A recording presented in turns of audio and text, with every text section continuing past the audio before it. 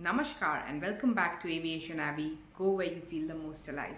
In today's video, we will be going through one of the very interesting topics in aviation as to how an aerodrome operator, in case they are not able to comply with some standards and recommended practices, how do they seek for exemption from the regulatory authority of a particular state. Like let's say an airport wants to operate a particular kind of aircraft. In that case, there are specific requirements given in the civil aviation requirements, that what is the kind or what are the physical dimensions of the runway that a runway should have, what is the requirement of strip, what is the requirement of RESA, and what is the requirement of runway shoulders. So all these physical characteristics of a runway are defined in the civil aviation requirement given by the regulatory authority of a particular state. So in case the aerodrome operator is unable to comply with the standard given in those CAR, in that case, the airport operator needs to seek for an exemption from the regulatory authority that, sorry boss, I'm not able to comply with the regulatory requirements, so give me an exemption. But at the same time, I will put in mitigations in place that I will be able to comply with the requirements as soon as possible. So with this video, we'll be understanding how, as an airport operator, we seek for exemption from the regulatory authority and what are the mitigations in place we can put in order to comply with the regulatory requirements, and also under what condition will the regulatory authority grant the airport operator exemption. So without any delay, let's get started.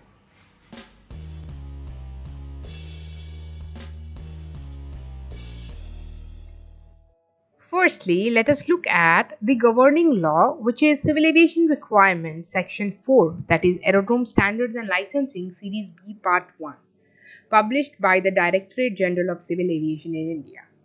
It says that Article 28 and 37 of the Convention of International Civil Aviation Organization requires each contracting state to provide in its territory airports and other navigation facilities and services in accordance with the standards and practices recommended or established from time to time pursuant to this convention. So what this means is the International Civil Aviation Organization requires the contracting states to mandatorily comply with the standards and recommended practices, which may be referring to the physical characteristics of the runway, the taxiway, or even the provision of particular navigation aids with respect to operation of certain kinds of aircraft. So these are the conditions laid down by ICAO, and the aerodrome operator by all means needs to comply with these requirements laid down by ICAO. Further, we see this civil aviation requirements lays down requirements for, like we talked about, it lays down requirements of aerodrome infrastructure, including taxiways, aprons, markings, aeronautical lightings, emergency services, and maintenance standards in India.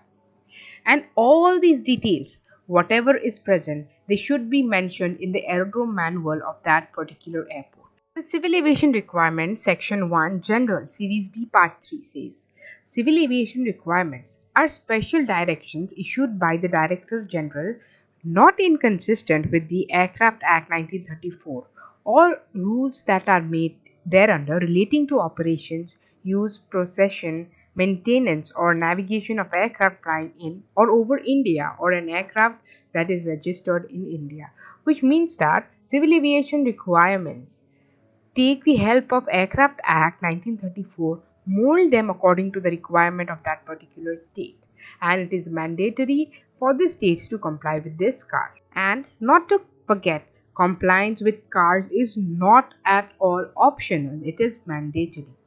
But occasionally, there may be situations where it may not be possible to comply with the directions given in the CAR, which may be because of exceptional circumstances, physical constraints, non-availability of specified equipment, etc., which may warrant exemption from the CARs. However, such deviations should be an exception and not a norm. So, if there are constraints and it is not possible for the aerodrome operator by any means to comply with the civil aviation requirement, then there is a provision in the law that the aerodrome operator can seek for exemption from the national regulatory authority for such non-compliance, and also put in place mitigations to deal with such non-compliance. So now let us look at how do the aerodrome operator seek such exemptions. Now the question is, who grants this exemption Like we discussed, it is the national regulator. So, where does this national regulator get this authority from? It is from the Aircraft Act 1934 and the Aircraft Rules 1937. So, in order to cater to circumstances where an aerodrome operator requires an exemption, that is sub rule 4 of rule 133A of the Aircraft Rules 1937 provides the Director General of Civil Aviation the power to exempt any aircraft or class of aircraft or any person or class of persons from the directions given in the car, whether wholly or partially subject to such conditions, if any, as may be specified in such order, which may be a general or specific nature.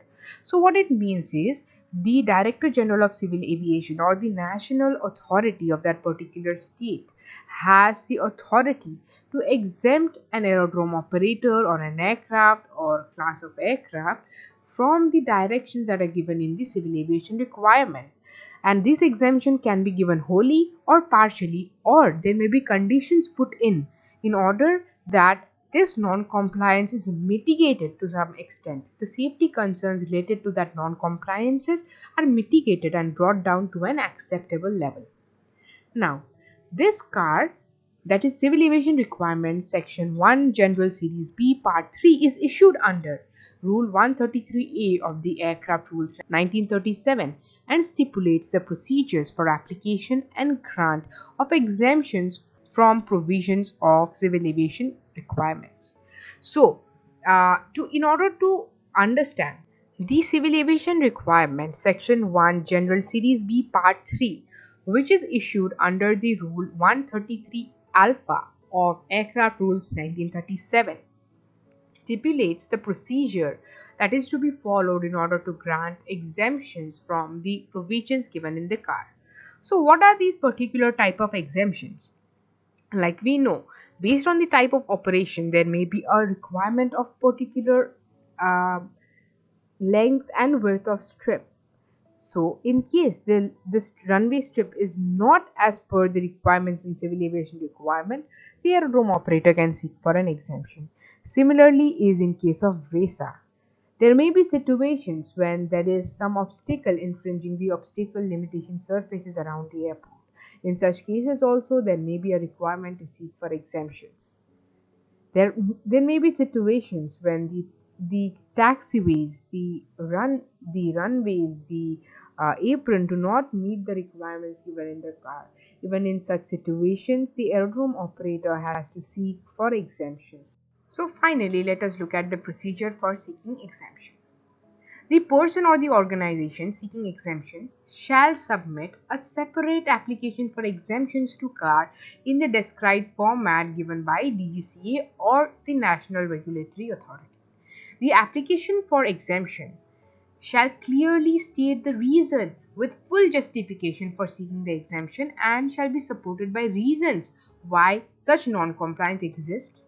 And it is not only you state a reason for the non-compliance, but you need to risk assess the non-compliance. What is the impact it has on operations? What are the mitigation measures you can put in order to reduce the risk associated to an acceptable level? All these documents need to be submitted to the regulatory authority in order to seek exemption.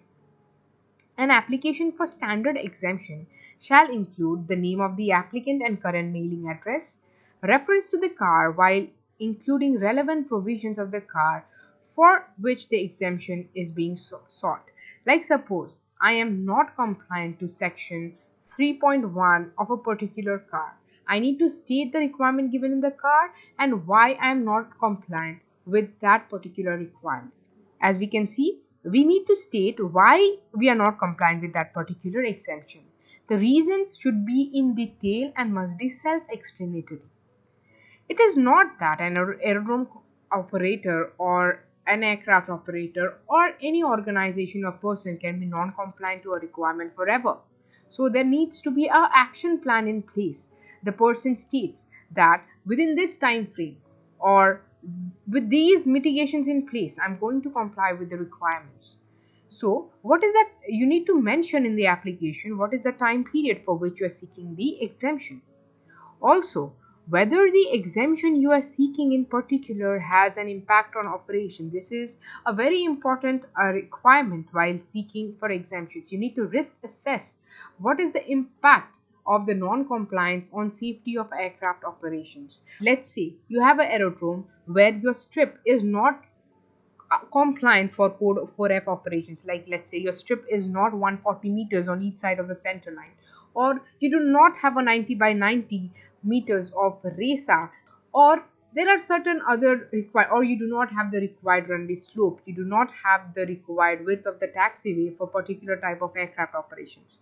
So you need to risk assess what is the impact of such non-compliance on aircraft operations. You need to have an action plan in place as to how you're going to rectify this non-compliance and what are the mitigations in place that are adopted to ensure safety during the exemption period.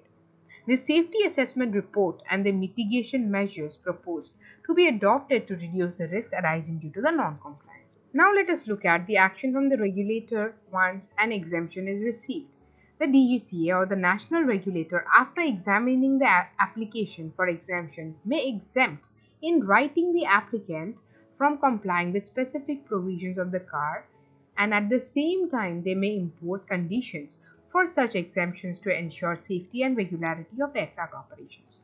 That means, suppose you do not have a runway strip of 140 meters and you have a strip that is of lesser width.